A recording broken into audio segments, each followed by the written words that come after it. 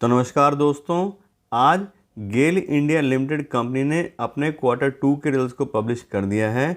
और यहाँ पे हम रिजल्ट के नंबर चेक करें तो इस क्वार्टर में कंपनी के नेट प्रॉफिट में बहुत ही ज़बरदस्त गिरावट आई है। और उसका जो मेन रीज़न है वो है कंपनी का ऑपरेटिंग प्रॉफिट मार्जिन कम होना। तो अभी इस वीडियो हम सारे पैरामीटर चेक करेंगे क्या वजह है, क्यों कंपनी का यहाँ पे जो प्रॉफिट है वो डाउन आया है। और सबसे पहले कंपनी के नंबर चेक करते हैं, तो उसमें चेक करते हैं सबसे पहले हम रिवेन्यू। और इस क्वार्टर में कंपनी के रिवेन्यू आए हैं 38,680 करोड़ रुपए, जबकि पिछले क्वार्टर में कंपनी रिवेन्यू 37,897 करोड़ थे। और पिछले साल के सितंबर 2021 के क्वार्टर में कंपनी के रिवेन्यू 21,758 करोड़ थे। यहाँ पर देखें तो क्वार्टर बेस पे कंपनी के रिवेन्यू 2% से इंक्रीज हुए हैं और ईयर ऑन ईयर बेस पे कंपनी के रिवेन्यू 78% से इंक्रीज हुए हैं। तो कंपनी की सेल्स में रिवेन्यू में कोई प्रॉब्लम नहीं है, वो यहाँ पे देखें तो दोनों ही पैरामीटर पे इंक्रीज हुए हैं। लेकिन बाकी सारे पैरामीटर्स पे कंपनी रेड मार्क पे है। कंपनी का ऑपरेटिंग प्रॉफिट और नेट प्रॉफिट दोनों यहाँ पे कम हुए हैं। और इस क्वार्टर में कंपनी का ऑपरेटिंग प्रॉफिट आया है सिर्फ 1904 करोड़ रुपये का। और कंपनी का इस क्वार्टर का ऑपरेटिंग प्रॉफिट मार्जिन आया है सिर्फ 5% का। और यही मेन रीज़न है कि इसकी वजह से ही कंपनी के जो नेट प्रॉफिट है वो भी डाउन हो गए हैं।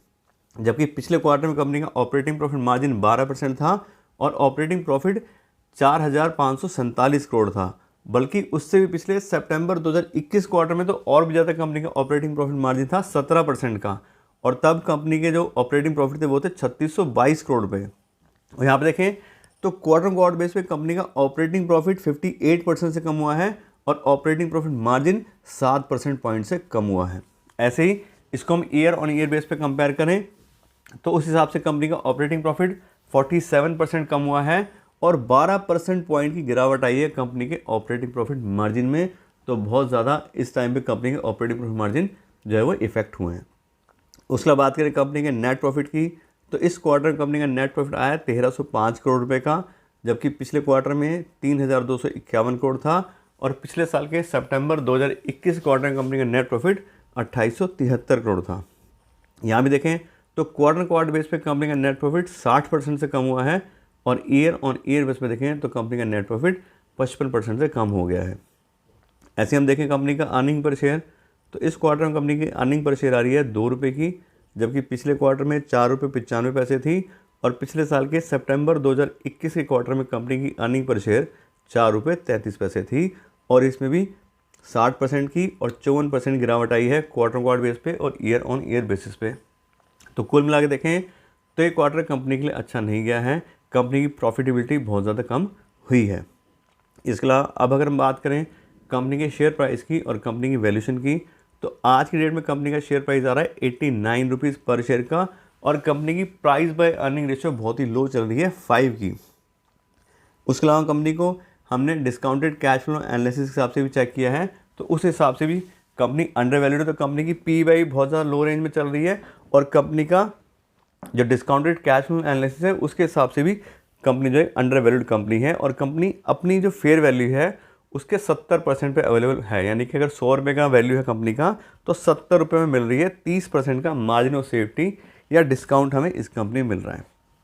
और अब हम बात करते हैं अपने इन्वेस्टमेंट डिसीजन की कि अब इन रिजल्ट्स को देख करके हमें अपने इन्वेस्टमेंट डिसीजन के लिए क्या करना चाहिए।